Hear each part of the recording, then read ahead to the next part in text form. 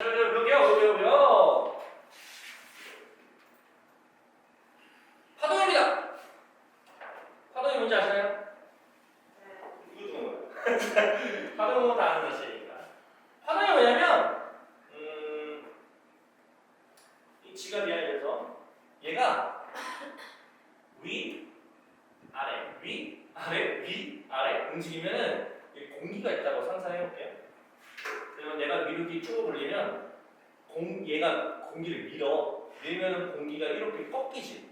그 꺾이는 게 여기 꺾이잖아? 그러면 이 꺾이면서 올라가면서 여기 있는 것도 올라가고, 그럼 얘가 내려올 때 얘 올라갔잖아, 맞지? 그 다음에 얘 올라가면 여기 옆에도 올라가고 내려오고, 여기서 올라가고 내려가고 올라가고 내려가고 이런 식으로 이런 모양이 생기게 되는 거야. 이게 파동이에요. 그럼 뭐냐면 이 지갑이 올라갈 때 어떤 에너지가 있을 텐데 그 에너지가 옆으로 전달이 되는 거야. 그래서 뭐냐면 한 곳에 생긴 그 진동, 즉 지갑이 가지고 있는 이 에너지라는 이 진동이 주변으로 슉 퍼져나가는 에너지, 이 전달하는 현상을 우리가 파동이라고 이야기를 하는 겁니다. 됐죠? 그러면 또 질문. 그러면 지갑이 올라갔다 내렸다 했을 때 우리는 그 파동이 이렇게 그림을 볼 건데, 지갑이 가요? 지갑을 제대로 만들어요. 이렇게 만들죠? 오케이, 지갑은 움직이지 않는다. 자, 그러면 파원과 매질을 좀 얘기할 건데, 파원을 말 그대로 이 파동이라는 것이 생기는 지점 이렇게 생각하시면 됩니다. 그래서 파동이 발생하는 지점을 파원이라고 얘기를 하고요. 내가 아까 공기라고 표현했잖아요. 그 공기가 매질이라고 합니다. 매질은요, 액체, 고체, 기체, 굉장히 다양한 액상의 다양한 형태로 존재한다 보시면 되고요. 그 파동이 전파가 되는 케이스는 어쨌든 간에 에너지가 이동하지만 매질은 어때요? 제자리에서 진동한다. 내가 지갑만 얘기했지만 이 위에 있는 수많은 공기도 그냥 위아래로 약간 이동하지. 야구장하면 파도 타게 하죠? 내가 점프 뛰어서 옆으로 가요? 아니잖아요. 나는 그냥 올라갔다가 내려갔다 하면 옆에서 같이 올라갔다 내렸다 하면은 이런 모양이 되는 건데, 그러면 매질은 제자리를 진동만 할 뿐 절대로 이동하지 않는다. 에너지만 이동이 된다. 그 정도 보시면 되고요. 파동의 종류는 크게 두 가지가 있습니다. 횡파와 종파 정도로 나눠지게 됩니다. 아마 이거는 어느 정도 다 알고는 있는 개념이라 뭐 괜찮을 거라고 생각이 듭니다. 자, 횡파와 종파. 일단은 저 두 파동 자체가 어떤 식으로 모양을 그리면서 전달되는지는 아마 아실 거예요. 이걸 모르는 사람은 없어요. 누가 봐도 횡파는 뭐 이런 느낌이고요. 종파는 띡띡띡띡 이런 느낌인데, 자, 이거는 그냥 단순하게 야, 횡파가 뭐야, 종파가 뭐야? 라고 질문했을 때 야, 이런 모양이고 이런 모양이잖아 라고 말하지 말고 말로 설명해야 돼요. 멘트를 해가지고. 그 설명을 하려면 뭐라고 해야 되냐면 진행 방향과 진동 방향을 함께 이해를 해주셔야 돼요. 자, 횡파는 모양으로 보면 이런 모양이겠지만 진행 방향은 이쪽 방향으로 했을 때 진동은 이쪽 방향이죠. 그래서 이걸 뭐라고 하냐면 수직이다 라고 말을 합니다. 이게 횡파라는 거고요. 종파는요, 진행 방향도 그 다음에 진동 방향도 이렇게 서로 평행한 상황입니다. 그렇게 보시면 되겠다. 일치한다 라고 하시면 돼요. 자, 그러면 우리가 뭐 예를 들어서 뭐 횡파라는 거는 사실 여러 가지 배웠어. 뭐 골이다, 마루다, 뭐 대충 그런 말이 있거든요. 근데 종파도 그런 개념이 있는데, 종파를 보면 뭔가 여기 용수철이 몰려있는 부분 보여요? 이런 부분을 밀도가 좀 높다, 밀한 부분, 밀한, 그리고 여기를 소한 이렇게 해요. 밀소 이렇게 반복이 된다 라고 하시면 됩니다. 그러면 예시가 좀 중요하겠죠? 자, 아마 너네가 아는 예시가 뭐냐면 S파는 알아. S파와 P파가 먼저 할게요. 자, S파, P파는 지진파예요. 지진파. 원래 L파도 있어. 근데 뭐 그거는 나중에 배우고요. 나중에 배워요. S파, P파만 구분하면 되는데 S파는 횡파고요. P파는 이렇게 종파라고 합니다. 자, 그래서 누가 위험할 것 같아? 만약에 이게 땅이라고 한번 생각을 해도 땅. 얘가 위험하잖아. 이게 왜 그러냐면 종파는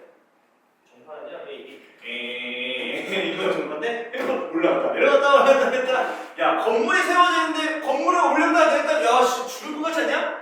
그래서 지진파의 헬퍼가 제일 위험합니다. 알겠죠? 얘는 괜찮아. 물론 얘도 위험하긴 하지. 근데 얘가 제일 위험해요.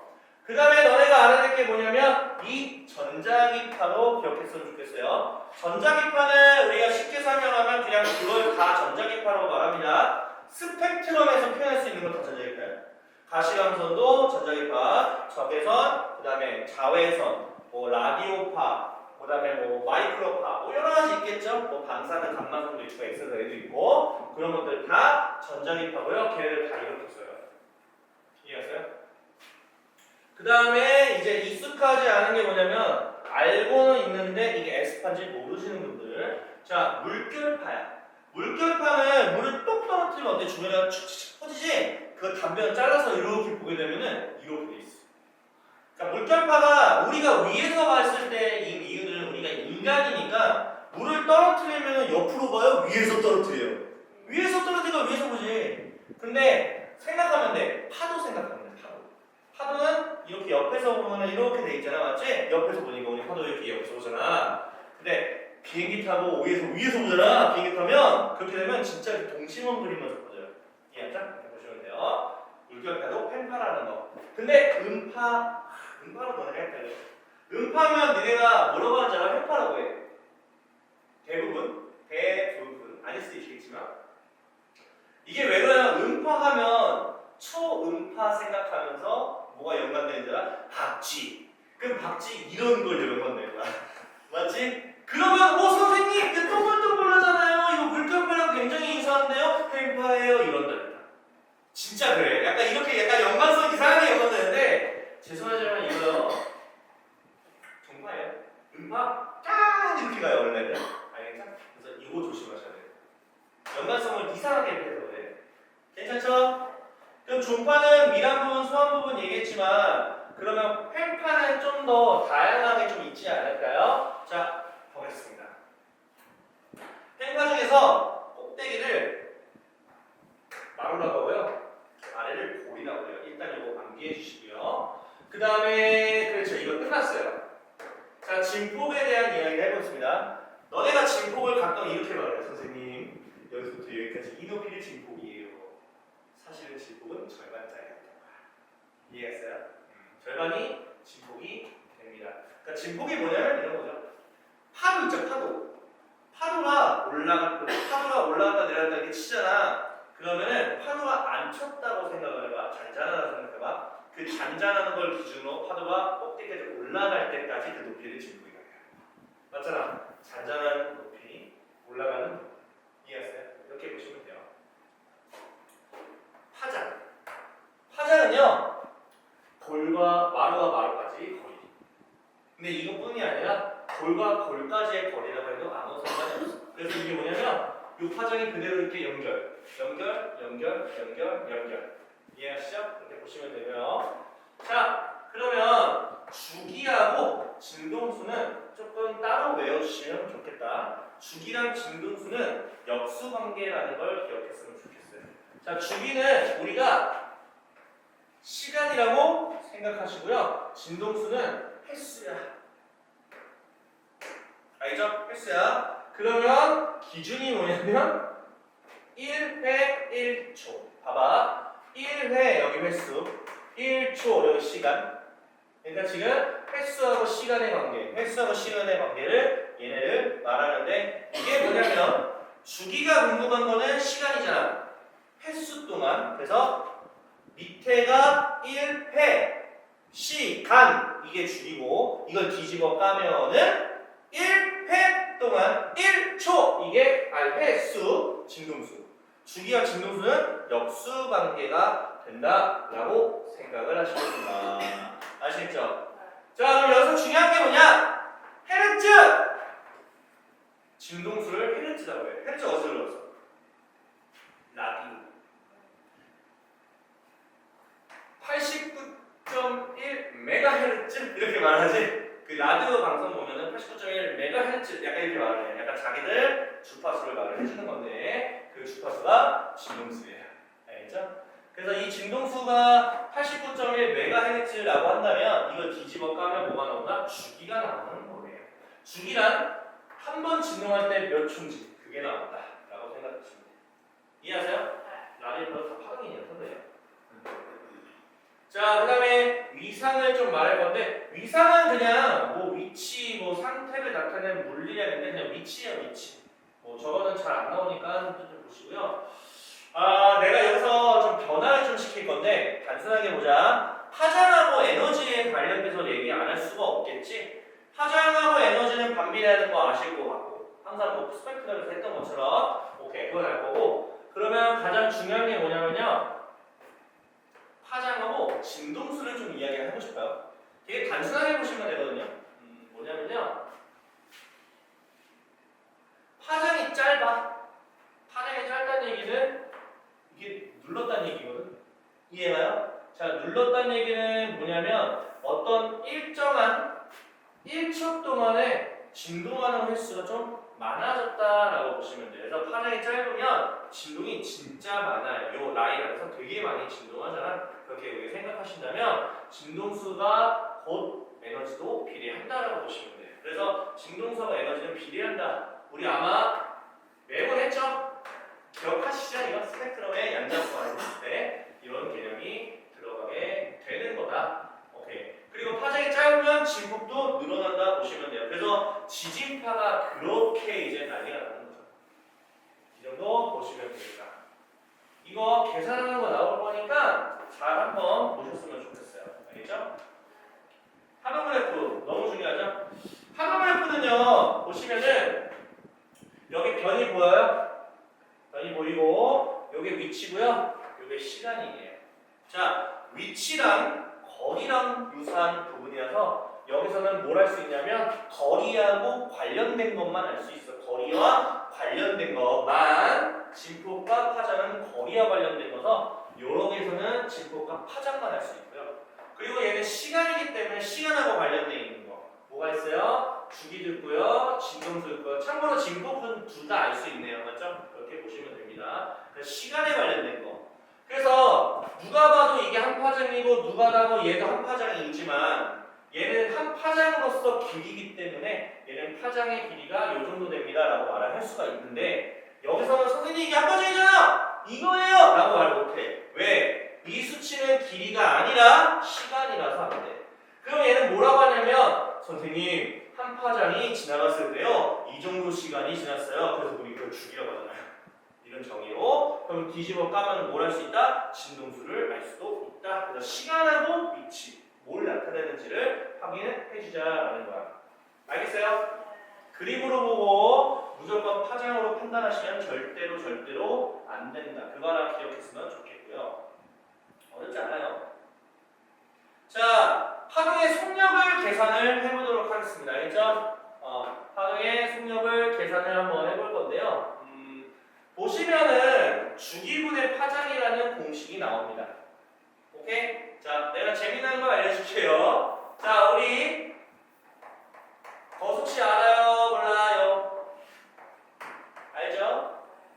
파동으로 바꿔버릴게요. 파동으로 거리 해당되는 건 파장이에요. 오케이? 시간은요 주기예요. 속력이고요. 주기분의 파장이에요. 이해갔어요? 해당다 보시면 돼요. 그럼 자세히 보시면 얘는요 주기분의 1에다가 파장을 곱한 거잖아, 맞지? 그럼 주기분의 1은 진동수겠죠? 그래서 진동수분이 파장이다 이렇게 말을 할 수 있다. 자, 파장을 람다 이렇게 표현하고요. 진동수는 F, 주기는 이렇게 표현한다. 이 정도 세 가지 수치도 좀 알아두시면 쉽다. 어때요? 괜찮죠? 어렵지 않아요? 자, 그 다음에 이거 진짜 중요해.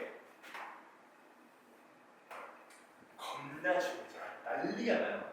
자, 매질이 어떤 상황에서 같은 매질 안에서는 뭔 쌩 지랄을 해도 다 속력이 똑같아요. 같은 매질이에요. 매질이 다르면 바뀔 수가 있는데 매질이 똑같으면 바뀌지 않는다. 이거 겁나 중요합니다. 이거 진짜 난리 납니다. 알겠어요? 꼭 알아두세요. 자, 오케이. 그 정도 알면 될 것 같고요. 그 다음에 뭐 이거는 당연한 얘기라서 딱히 할 필요가 없어요. 진동수는 에너지라서 에너지가 클수록 당연히 파장이 짧겠죠. 반비례니까 그 정도 아시면 됩니다. 이거 되게 중요한 얘기겠죠. 자, 이번에 속력에 대해서 다양하게 한번 생각을 해봅시다. 줄에 생긴 파동의 속력, 줄 가지고 할 거야. 줄은요, 가느다란 것도 있고, 긴 것도 있고, 두꺼운 것도 있고, 이게 두께로 하는 거예요. 자, 줄이 가늘게 되면은 파동의 속력 어때요? 빨라요. 자, 한번 상상해보자. 가는 줄이 있어. 이거 줄로부터 줄. 두꺼운 거 있어. 체육대회 때 줄다리기 하는 줄. 자, 줄다리기 하는 그 두꺼운 줄을 양쪽에 사람을 잡아서 한 사람이 쫙 해서 파동을 만들었어. 그래서 쭉 걔한테 가는 거라 요만한 얇은 줄넘기 줄로 촥 했을 때 누가 빠를 것 같아? 그렇지, 얇은 게 빠르다. 그래서 얇은 게 더 가늘수록 빠르다라는 말이 생각이 되시면 돼요. 또 팽팽할수록 빠르다는 것도 알고 있죠? 느슨하게 하게 되면 어떻게 되나? 이렇게 딱 하지 않 느슨하면 이렇게 가. 근데 팽팽하게면 촥 하면 쭉 가요. 엄청 빠르다는 거 상상되시면 됩니다. 팽팽할수록 빠르다. 그 다음에 물이에요. 물에서는요 깊이에 관련돼서 얘기를 또 안 할 수가 없습니다. 자, 우리가 자석에 대한 어떤 특징, 그러니까 뭐 에너지라고 얘기했을 때 우리가 어떻게 했냐면 이 자석이 갖고 있는 이런 뭐 자기장의 에너지 자체가 역학적 에너지한테 뭐 보존되고 이렇게 전달되고 왔다 갔다 하죠. 똑같아요. 물이 갖고 있잖아요. 물 자체가 에너지를 갖고 있는데 깊이가 얕은 거하고 깊은 곳에서 파도가 일렁이 있어. 그러면 파동이 이제 파도 자체가 원래 에너지를 동시에 얘도 갖고 있고 얘도 갖고 있다 칠게요. 그럼 얘 얕은 거는요 툭 치죠. 에너지가 약해지고 툭 치죠. 에너지가 약해지고 툭 치고 에너지가 약해지고 점점 약해져 안 해지죠. 약해지죠. 그걸 마찰이라고 해요. 바닷가. 그러면 결국에 나중에 에너지가 잃어버리기 때문에 니네가 알고 있는 해수욕장에는 약하게 들어가요. 맞죠? 근데 깊은 바다로 가게 되면 마찰이 일어날 수가 없어요. 땅이 너무 깊어서 그때는 파도가 엄청 커요. 에너지가 많은 상태에서. 그러다가 점점 사람이 인접해 있는 사람이 있는 곳으로 해수욕장 오게 되면 부딪히고 이렇게 되는 거예요. 이해가시죠? 그래서 우리는 깊을수록 에너지를 뺏기지가 않기 때문에 빠르게 되겠고 얕게 되면 마찰로 인해서 에너지를 뺏기니까 느리게 되겠다. 좀 단순한 거 아니니? 뜻이에요. 그 다음에 소리죠. 아, 이 소리야. 벽에 들어가 이 소리랑 물속에 들어가 이 소리랑 다르죠. 이게 속도가 완전 달라요. 자, 그러면 얘는 뭐로 판단하냐면 분자의 거리로 생각하시면 돼요. 분자의 거리가 멀수록 느리겠고 가까울수록 빠른 거야. 그래서 고체가 제일 빨라요. 전달이. 그다음 중간에 액체, 기체가 제일 느려. 충격이죠. 너와 나 사이 공기, 기체예요. 근데 이게 벽으로 전달하면 속도가 더 빨라요. 이해가시죠? 액체는 중간이고요. 그 다음에 공기의 온도가 어떨수록 높을수록. 왜? 분자 입장으로 생각하자고 했잖아. 온도가 올라가면 속도가 빨라 안 빨라? 빨라! 매질이 그만큼 빠르다고요. 전달이 빠르다고. 이해합니까? 그러니까 모든 것을 과학으로 통용해서 생각을 하시면 좀 좋지 않을까 생각이 들고요. 자, 간단하게 굴절만 하겠습니다. 힘들죠? 나도 힘들어요. 나도 너무 힘들잖아요. 피곤하다요. 자, 굴절이 엄청 중요해요. 이게 사실 파동에서 메인이라고 보셔도 무방하거든요. 자, 굴절은 뭐냐면요. 속력이 달라. 매질 자체가 속력이 다르잖아. 그래서 다른 매질 사이의 경계를 통과를 하게 되면 매질이 바뀌어. 쌤이 아까 뭐라 했어? 같은 매질 안에서는 속력이 동일하다고. 그럼 매질이 다른 상황의 경계를 지나가게 되면 매질이 바뀌니까 속력의 차이가 생기고 속력의 차이로 굴절하는 겁니다. 빛이 꺾인다고요. 알겠어요? 자, 그럼 꺾이는 거를 어떻게 우리가 상상을 할 거냐? 이렇게 상상하시면 좋을 것 같아요. 자, 봐봐요. 자동차가 이렇게 왔습니다. 자, 아스팔트와 그래서 실제로 차를 타고 가면 아스팔트는 좀 속력이 빠르고요. 잔디 같은 좀 느려요. 풀떼기가 많아가지고 미끄러지고 막 이러니까. 자, 그럼 빠르고 느리다인데, 자, 지금 네 바퀴가 현재 다 빨라요. 근데요, 여기 경계를 통과하는 순간 요 바퀴가 먼저 닿아요, 이 바퀴가 먼저 닿아요. 이 바퀴가 먼저 닿죠? 그럼 이 바퀴는 속력이 빠르고 얘는 느려. 그럼 얘가 이렇게 들어지. 그래서 빛이 이렇게 빠른 곳에서 이렇게 들어오다가 느린 곳을 만나면 이렇게 꺾여요. 이렇게 꺾일 수도 있잖아. 그걸 구분하고자 하는 거예요, 바로 지금.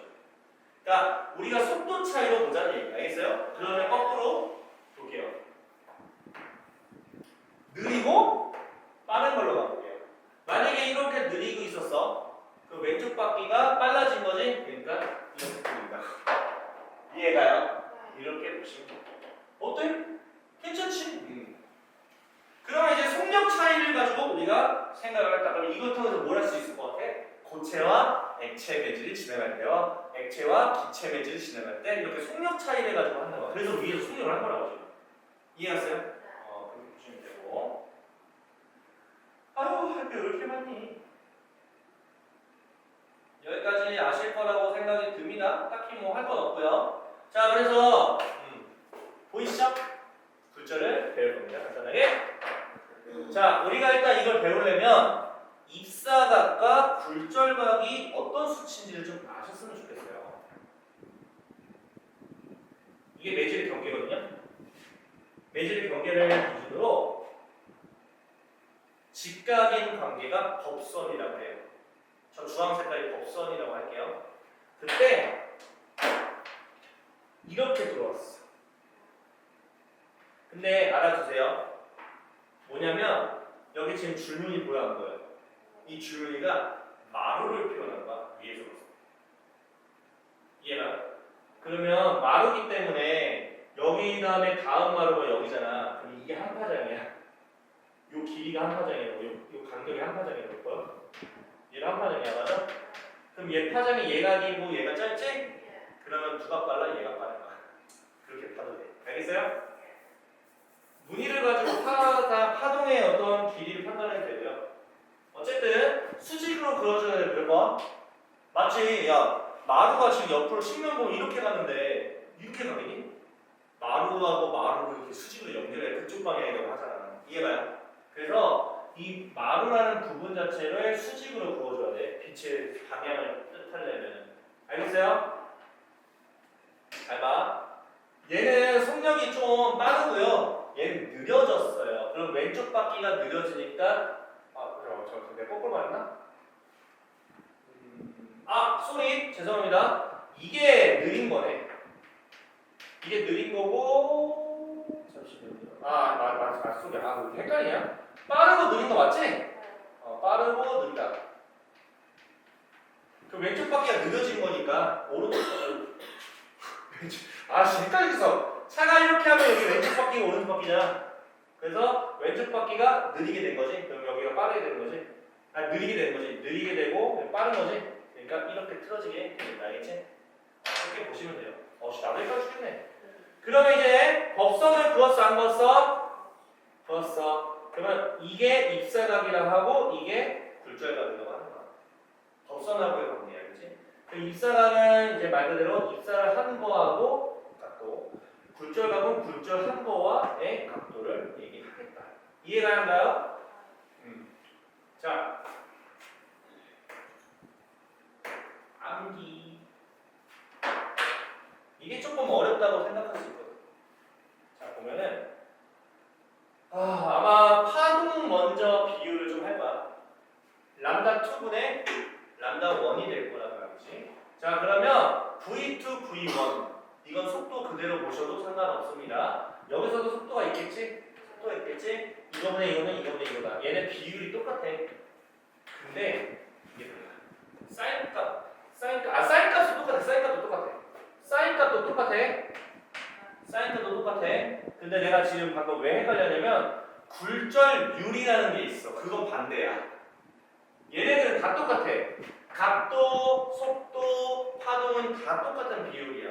얘가 크면 얘도 크고 얘도 크고 얘가 크면 얘가 크고 얘가 크고 다 커요. 비율도 다 똑같아. 일정해야 돼. 무조건 어떤 거. 알겠습니까? 그렇게 보시고 굴절하게 되면 속력과 파장은 변할 수 있어요. 왜? 야, 바뀌었잖아 지금. 바뀌어서 안 바뀌었어. 근데 뭐가 안 바뀌어? 진동수가 안 바뀌어. 진동수가 왜 안 바뀌냐면 얘가 결국에는 여기서 시작을 했다 치면 여기 있는 에너지를 가지고 간다. 에너지는 진동수와 비례하니까 변해 안 변해? 안 변하죠. 근데 만약에 파동 자체를 이렇게 두 개를 그렸어. 진동수가 다를 수 있어.